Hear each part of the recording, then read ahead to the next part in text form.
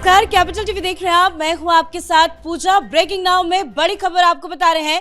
National Herald case में सोनिया गांधी और राहुल गांधी को दिल्ली हाई कोर्ट से बहुत बड़ा झटका लगा है।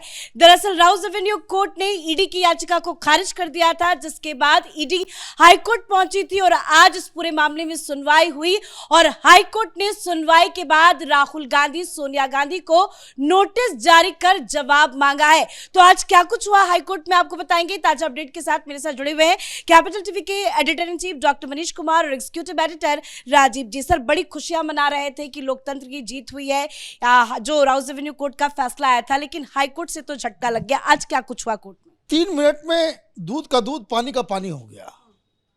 हाई कोर्ट के अंदर दुधेजा साहब सुनवाई सुन रहे थे और आज सरकार के सबसे बड़े वकील तुषार मेहता पहुंच गए।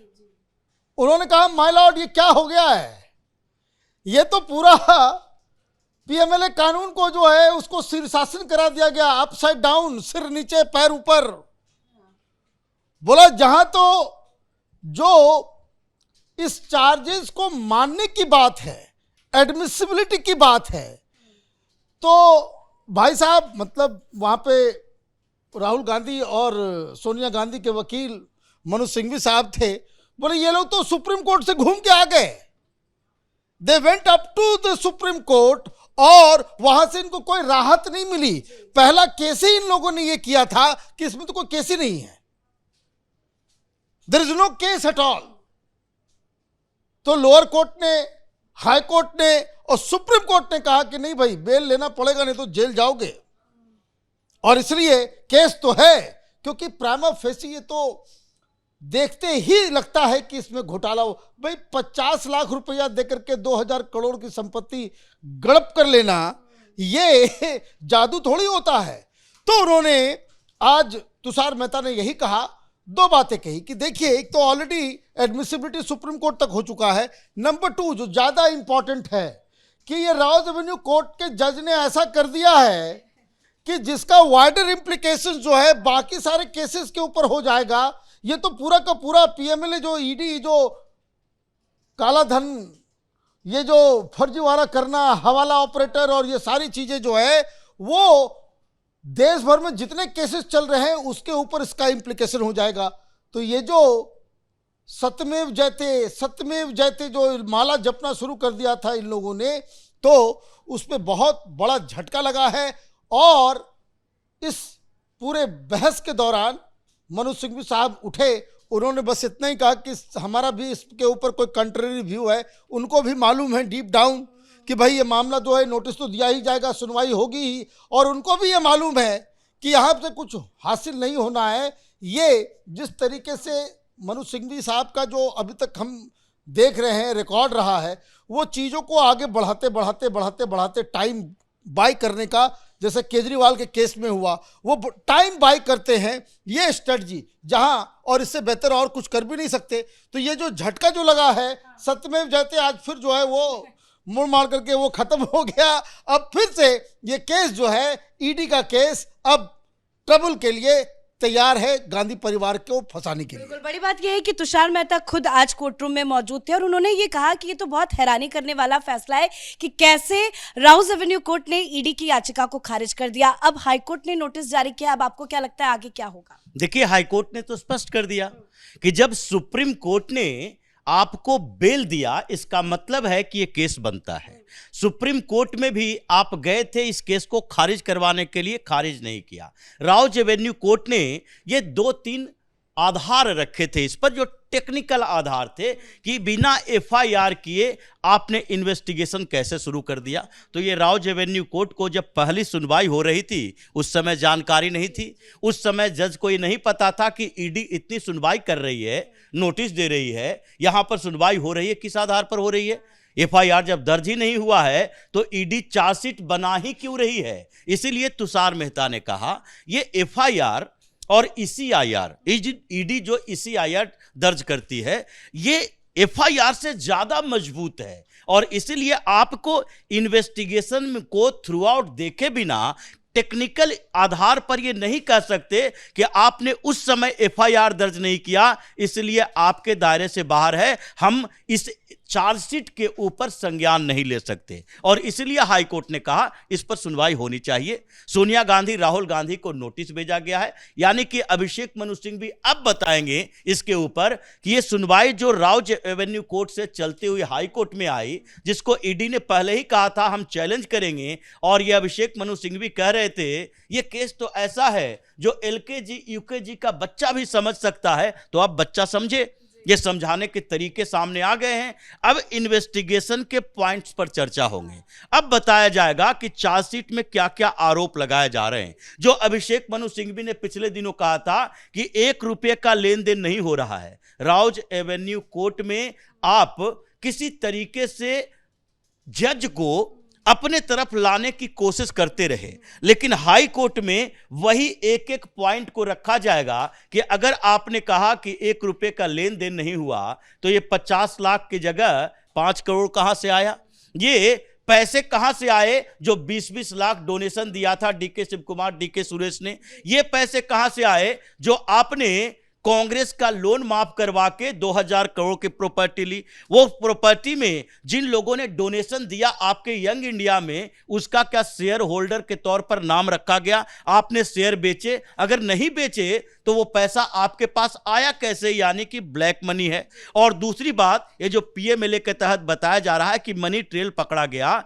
ये सीबीआई के बाद ईडी ने यही बात कही थी पिछले चार्जशीट से पहले भी कि देखिए 2021 में हम शुरू करते हैं, उसके बाद हम लोगों ने पहले ही कह दिया था कि ये जितनी प्रॉपर्टी है वो प्रॉपर्टी का जो रेंट आएगा वो रेंट आपके अकाउंट में नहीं जाएगा। लेकिन फिर भी ये 4 सालों में इन लोगों ने 91 करोड़ रुपया का सेल कंपनियों के साथ फर्जी रेंट एग्रीमेंट बना के मुंबई से लेकर मोहाली और लखनऊ तक की प्रॉपर्टी का इस्तेमाल किया, और उसके पैसे सीधे यंग इंडिया में गए, जिसके लिए 661 करोड़ रुपए का जब्ती की गई है। तो अभी यह मामला अब सीधे तौर पर हाईकोर्ट में आ गया, जिस पर सुनवाई में वही स्थिति आएगी जो अरविंद केजरीवाल के शराब घोटाले में एक एक परत उखड़ कर आ रही थी, अब वही करने की कोशिश ईडी कर रही है। और बड़ी बात यह है कि कांग्रेस पार्टी जिस तरह से खुशियां मना रही थी कि ईडी की याचिका को खारिज किया गया राउज एवेन्यू कोर्ट को लेकर, अभी तक कोई प्रतिक्रिया सामने नहीं आई है। आप क्या हाईकोर्ट के नोटिस पर भी ये बवाल करेंगे? देखिए, ये बार बार यही होता है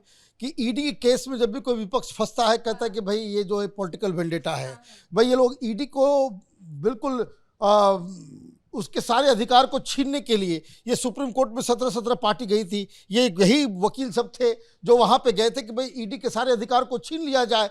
ये दरअसल ये तमाशा, ये देश की जनता को ये लोग मूर्ख समझते हैं कि भाई एक छोटी सी घटना कुछ घटती है लोअर कोर्ट के अंदर, आप सत्यमेव जयते शुरू कर देते हो। उनको मालूम है कि ये चीज़ें जो है थोड़ा सा लंबी खींचेगी। अब जैसे ही ये नोटिस वापस आया तो कहाँ स्थिति पहुँच गई? ढाक के 3 पात, जहां ये मामला पहले था अब वहीं पे ये मामला है। सवाल बहुत सारे हैं, सवाल बस इतना है जो इनके लिए बहुत बड़ी मुसीबत है। राजीव ने बताया कि किस तरह से ये रेंट ले रहे थे। दूसरी चीज जो अहम बात है वो ये कि भाई आप सेल कंपनियों से पैसे कैसे आ रहे थे? जो पीएमएलए जो है वो हवाला ट्रांजैक्शन, जो मनी लॉन्ड्रिंग है, उसके ऊपर कंसंट्रेट करता है। सीबीआई केस अलग चल रहा है, उसमें अलग वो कहानी अलग चलेगी जो क्रिमिनलिटी आपने किया है। लेकिन ये कलकत्ता के डिटॉक्स प्राइवेट लिमिटेड, उससे जो माल आ रहा था तो वो क्या सेवाएं दे रहा था, आप उसको क्या बेच रहे थे और आपसे क्या सर्विसेज ले रहा था, तो ये तो आपको बताना पड़ेगा। और अगर ये मालूम चल जाता है कि ये डिटॉक्स कंपनी जो है ये अपने आप में एक सेल कंपनी है, क्योंकि वहाँ पे जब ईडी गई पता करने के लिए तो मालूम चल रहा है वो तो वहाँ पे 7-8 जो है ऑलरेडी उस एड्रेस पे 7-8 कंपनी रजिस्टर्ड है, और वो कोई दफ्तर नहीं बल्कि गेस्ट हाउस है, नेताओं का जो है ऐशगाह है। वो रात में वहाँ पे जो है मौज मस्ती करने के लिए वहाँ पे लोग जाते हैं। तो ये अगर पकड़ा जा रहा है तो इसका मतलब तो गड़बड़ झाला है ही ना। आप यंग इंडिया कंपनी चला रहे थे, ईडी पकड़ के लेकर के गई। यही मल्लिकार्जुन खड़गे को जो यंग इंडिया के सीईओ हैं, मालूम चल रहा है कि वहाँ ऑफिस के नाम पे कुछ नहीं, वहाँ पे धूल है।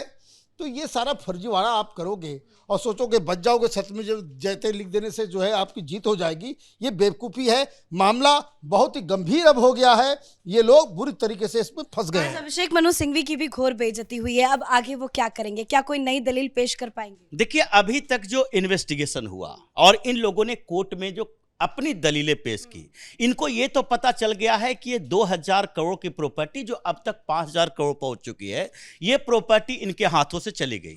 सोनिया गांधी, राहुल गांधी ये जानते हैं कि वो अब वापस नहीं आएगी, क्योंकि सारी प्रॉपर्टी जो एसेट है इनका, बिल्डिंग सीज हो चुके हैं, इनके अकाउंट सीज हो चुके हैं। ईडी ने यह भी दावेदारी कर दी है कि आगे से जो इसका रेंट आएगा वो इनके अकाउंट में नहीं आएगा, ईडी उसको रिजर्व में रखी रहेगी, इनके पास कोई खर्च के लिए नहीं जाएगा। अब आगे इनके समस्या क्या है, क्योंकि अब तक प्रॉपर्टी तो इनके हाथ से गई, अब इनको लग रहा है कि प्रॉपर्टी जाने के बाद मनी लॉन्ड्रिंग एक्ट के तहत हमें 7 साल की सजा होगी, क्योंकि मनी ट्रेल तो उसी दिशा में बता रहा है। तो अभिषेक मनु सिंघवी सोच रहे हैं कि किसी तरह से जो राउज एवेन्यू कोर्ट में हमने टेक्निकल रीजन के आधार पर इस एसीआईआर को, एफआईआर को और चार्जशीट को खारिज करवाया, हाई कोर्ट में हम टाइम लें और इसमें उलझाए रहे कि चार्जशीट पर जो संज्ञान राउज एवेन्यू कोर्ट को लेना था वो हाई कोर्ट लेने में कितना देर करती है, क्योंकि हाई कोर्ट के पास पेंडेंसी ऑफ केसेस बहुत ज्यादा है,